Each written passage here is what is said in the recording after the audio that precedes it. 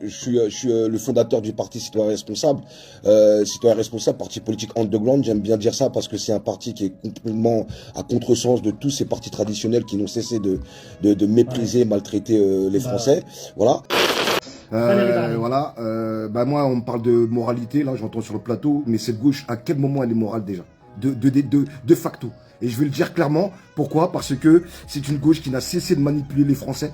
Je vous parle en connaissance de cause, hein, parce que j'estime que dès lors où on a fait la NUPES 1, où il y avait un vrai élan populaire derrière cette première formation où ils sont formés, hein, on parle de socialistes, on parle d'insoumis, on parle d'écolos, on parle de communistes, qui après, dès lors où ils ont eu leur petit mandat, leur privilège, comme j'aime dire, eh ben qu'est-ce qu'ils sont fait? Ils se sont désolidarisés au détriment de la souffrance des Français. Et là, moi, je suis pas... Alors moi, je vais pas de faire de cours institutionnels ici. Hein, voilà. Non, mais parce qu'en fait, en même temps, ils ont tellement manipulé la masse, ils ont tellement manipulé la conscience collective qu'aujourd'hui, tout le monde rentre dedans. Mais oui, effectivement, et si après, on peut être factuel, parce qu'on peut l'être aussi, quand on parle de qui est devant. Mais en vérité, la réalité, oui, on peut parler de moralité là-dessus, mais je parlerai de moralité qu'avec des gens qui sont moraux, pas avec cette gauche qui n'a cessé de maltraiter, manipuler les uns et les autres. Alors moi, je vais être plus pragmatique et plus terre à terre. Adil, tu me connais. Oui. Moi, personnellement, je pense que cette coalition de circonstances n'est qu'une coalition pour manipuler la masse, encore une fois de plus. Parce que la réalité, c'est ça. C'est qu'aujourd'hui, n'oublions pas que, effectivement, pour repousser l'extrême droite, ça, je suis tout à fait d'accord avec ça, parce que l'extrême droite est quand même véhicule une idéologie du rejet de l'autre, et ça, c'est pas moi qui le dis, c'est l'histoire. Moi, je resterai vraiment ferme sur ces propos. Mais la réalité aussi, c'est que de l'autre côté, on a un bloc de gauche. Comme je dis, moi, c'est le bal des hypocrites, si je peux me permettre. Pourquoi? Parce que aujourd'hui, on a des écolos qui n'aiment pas des communistes, qui n'aiment pas des socialistes. Ils nous l'ont déjà fait. Hein. NUPES 1, maintenant c'est NUPES bis. Aujourd'hui, on peut se dire que c'est très compliqué d'être manipulé de la sorte par nos dirigeants politiques qui doivent garantir et nous protéger. Là, on parle du nouveau populaire. On parle quand même d'un François Hollande qui a mené une politique ultra-libérale, qui a saccagé la casse sociale complètement. Aujourd'hui, on parle de gauche sociale et démocrate. Mais aujourd'hui, les gens sont amnésiques. Ils sont amnésiques. L'histoire, la mémoire, c'est important. Il faut avoir ce devoir de mémoire. Regardez même la représentativité. Aujourd'hui, à l'Assemblée nationale de ce Front populaire, soi-disant qu'il veut créer de la diversité et amener et que ça soit représentatif de notre pays. Moi, excuse-moi Adil, et je le dirai clairement, c'est de la pornographie politique. Tout simplement, et clairement, ces gens-là sont obscènes. Et non pas, ils ont aucune foi, aucune loi. La honte, ça n'existe pas chez eux. Et la seule chose qu'ils ont pour eux... Oui, je le dis parce que c'est des gens qui s'échangent tous les jours. On souffre, nous. Moi, je suis un enfant de quartier populaire. Voilà. Moi, je vis dans un HLM. Donc, tous ces gens qui vivent dans des appartements haussmanniens et qui veulent vous faire des leçons de morale et des leçons de vie, qui viennent chez nous, qui voient comment nous on vit chez nous. Vous voyez, c'est important de le dire. Le président de la République appelle à toutes les forces républicaines. Et les fils se présentent aussi comme... Excuse-moi, je peux me permettre. Je prends juste une seconde là-dessus. Alors, est-ce que même notre président Macron est un républicain aujourd'hui? Chez vous, d'ailleurs, dans votre département, certains éléphants sont poussés pour que Renaissance soit... Évidemment, mais regardez ce qui se passe avec Darmanin. Darmanin qui est élu dans le Nord, mais aujourd'hui, il demande à LFI que non, on peut pas, c'est pas des républicains. Mais il était bien content que la liste LFI se désiste à son avantage. Et maintenant, il est élu. Et encore une fois de plus, c'est manipuler les Français. Et c'est trop. Michael Sherman. Simplement, Adil, merci déjà Valérie Barny pour son honnêteté. Il est proche du peuple. Il est connu pour ça, lui. Hein. Merci Adil. Il est connu pour sa grande gueule. Hein. Et son franc-parler surtout. Le Parti Socialiste, la gauche caviar, mais bon, pour répondre également à nos invités, Jean-Luc Mélenchon, multimillionnaire. Vous êtes d'accord avec le président de la République quand il dit personne ne l'a emporté. Donc finalement, vous êtes d'accord. Non, en tout cas, personne ne l'a remporté de fait. Mais après, effectivement, il y a quand même un bloc qui est devant. Et ça, on peut pas le nier. Comme on dit, parce que je parle du bloc et du Front populaire. Parce que peu importe qu'il soit composite. Non, mais peu importe qu'il soit composite. Macron, c'est composite aussi. Ils ont une aile de gauche. Le RN aussi a travaillé avec les LR. Donc tout le monde est composé. Non, mais c'est une réalité. Tout le monde est composé. Comme je dis, la réalité, elle est là. Maintenant, il y a le nouveau Front populaire qui est devant. Moi, je suis pas forcément fan parce que pour moi, c'est pas une gauche morale. Morale parce que avec tous les comportements qu'ils ont pu avoir, c'est juste ça. Mais la réalité, c'est qu'il y a ce nouveau Front populaire et les institutions. Et je finirai là-dessus. Et l'institution et la bonne séance voudraient que le Premier ministre vienne de là. C'est une normale parce que quand le président Macron avait lui sa majorité relative, il ne cessait de le dire qu'il faut que ça soit des gens de chez nous. Eh ben là, normalement, ça doit être le nouveau Front populaire. C'est on appelle ça juste de la démocratie et de respecter notre constitution, tout simplement. Oui, je voulais juste... Avant de parler de oui, ce bien clash, sûr, moi je voulais juste revenir une seconde, hein, Adil, je ne veux pas prendre beaucoup de temps là-dessus, c'est dire que quand les gens sortent, effectivement, quand il y a la lutte des classes, comme on disait tout à l'heure dans le plateau, mais moi je pense que c'est surtout aujourd'hui la lutte des places. Voilà, il y a quand même une nuance hein, en termes de terminologie. Et aujourd'hui, je dis que oui, ok, il faut sortir. Mais quand le peuple est sorti lors des Gilets jaunes, eh ben ils se sont fait massacrer, ils se sont fait éborgner. On leur a coupé des mains. Maintenant, effectivement, moi je comprends une maman ou ces personnes qui sont en situation de handicap, qui viennent avec leur chaise roulant, ils prennent des coups de gazeuse, elles se font maltraiter. C'est normal, même s'ils ont cette envie de sortir. Eh ben ils se disent, mais si c'est pour sortir pour me faire massacrer. Et qui massacre aujourd'hui? C'est ce gouvernement et le gouvernement Macron. Et c'est une réalité. Après, bien sûr qu'il faudrait avoir que collectivement, on puisse sortir tous ensemble et montrer qu'on est en colère et qu'on n'est pas d'accord. Mais si c'est pour se faire massacrer dans la rue, ça va être compliqué. Ces gens n'ont pas de visage, hein, moi, c'est ce que j'ai envie de dire, hein, tout simplement. Et puis la honte, chez eux, c'est pas un défaut, c'est une qualité. Valérie Barny. Oui, Ça va Valérie Barny, oui, conseiller municipal à Suresnes et Alors, président de Citoyens Responsables. Président de Citoyens Responsables. Vous avez fait alliance avec... Oui, j'ai fait alliance avec la majorité actuelle de ma ville. Effectivement, pour être l'aile de gauche, parce que il faut servir, on est là pour ça. La politique, c'est aussi ça, de servir nos concitoyens et protéger, parce que c'est aussi ça, c'est protéger. Encore, Adil, mon cher Adil, cette manipulation politique, cette manipulation de la masse. Vous voyez arriver.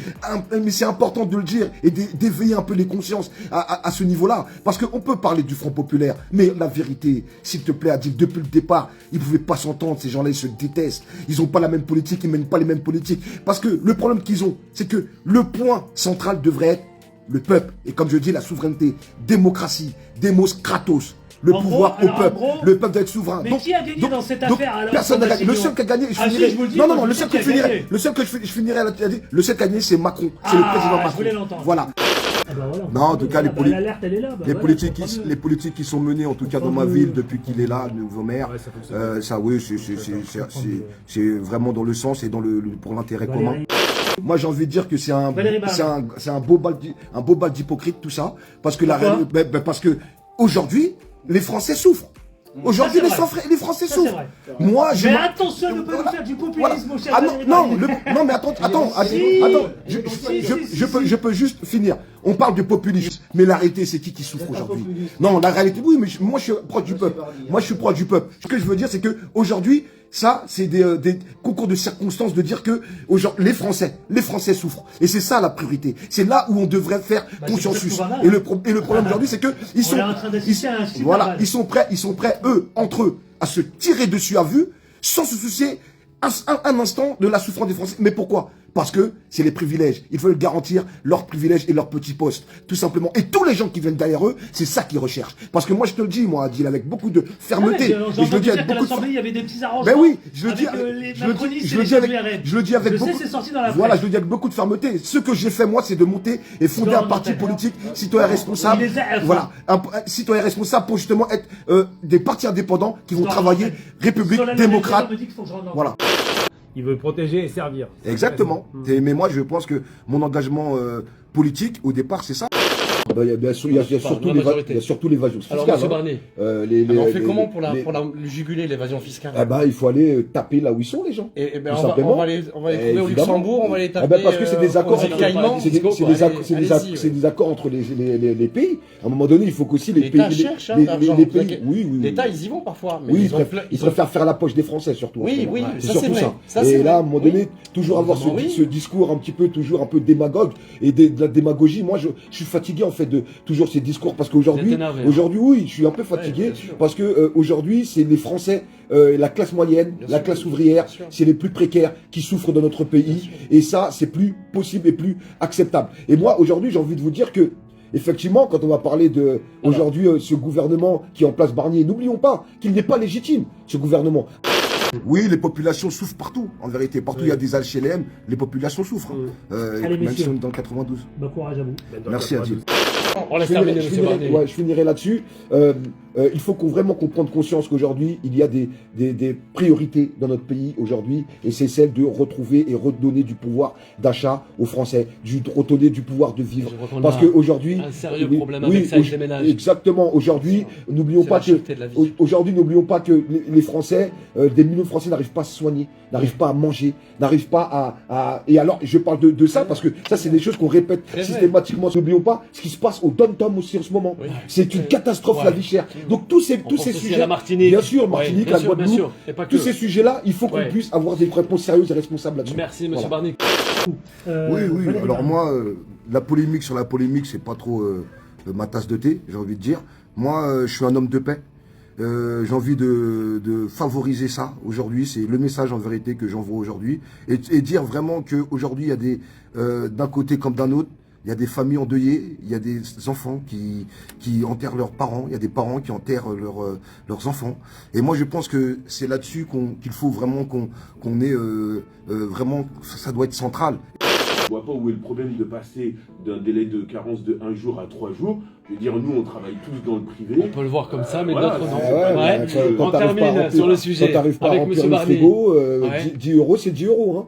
Donc à un moment donné, quand on ne paye pas le jour de carence directement, ben, le problème c'est qu'effectivement, et j'ai envie de dire aussi une chose, et je vais être je vais être très très clair là-dessus. Moi, j'ai beaucoup de problèmes avec cette hypocrisie politique.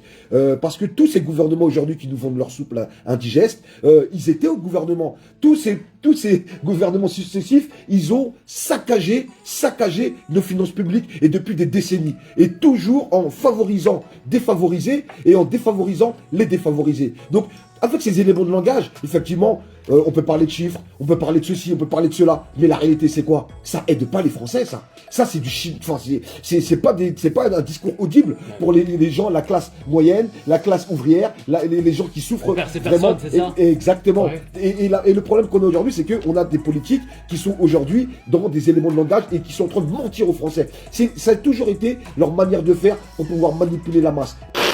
Écoute, moi, la vérité, c'est que moi, je serais très clair. Moi, je suis pas tout à fait d'accord avec les propos qui ont été tenus. Monsieur Retailleau a sorti des propos abjects par le passé. Moi, j'estime que c'est le bras armé du RN. Il transpire le RN, le monsieur, en parlant d'immigration comme il le parle, en parlant de sécurité comme il le parle. À un moment donné, on doit vivre ensemble et c'est ce qu'on doit prôner. Et moi, c'est ce que je dis. Et comme j'ai que 30 secondes, non, pas tout le monde. Et moi, comme encore une fois de plus, c'est les OQTF. Il faut immigration. Exactement. Voilà, c'est. Pour monsieur Barnier, quel impact cette prise de position pourrait-elle avoir dans le débat national? Non, mais moi, en fait, je vais être très pragmatique sur ce sujet qui, pour moi, qui est un faux sujet, qui est un faux débat. Depuis, ça fait des décennies qu'on nous parle du voile, mais en fait, c'est surtout pour voiler les problèmes de notre pays aujourd'hui, parce que dès qu'ils n'arrivent pas à régler les problèmes vraiment sociétaux de notre pays, les problématiques des Français, leur apporter, et comme je vous dis, le pouvoir de vivre, eh ben, ils nous envoient l'histoire du voile. Moi, j'ai envie de dire que je suis pas critique de mode, d'une part. Et moi, je pense que depuis des décennies, on nous voile avec ce problème du voile. Les gens font ce qu'ils veulent. Voilà, ils s'habillent comme ils veulent. Et moi, je pense que c'est un faux problème et c'est un faux débat qui nous balance tout le temps et à chaque fois, il y a toutes les sauces. Et ça, c'est plus acceptable. Et c'est insulter aussi toutes celles et ceux, comme je dis, qui portent les hijabs par conviction. Voilà. Autant à savoir que sur d'autres pays, avec les autres nations, il n'y a aucun problème. Le port est autorisé. Je voulais juste apporter tout mon soutien à toutes ces familles, tous ces enfants qui vont dormir dehors sous un froid glacial. Et voilà, on est en période de grand froid. Et je pense, et moi j'ai beaucoup d'émotions, j'ai beaucoup de tristesse que notre pays aujourd'hui, notre gouvernement n'arrive pas à protéger son peuple et ses enfants. Voilà. Et je voulais vraiment envoyer ce message très important. Vous avez raison, Valérie. Force à vous en tout cas. Valérie Barnier, merci à vous. Merci. Et merci pour ce message.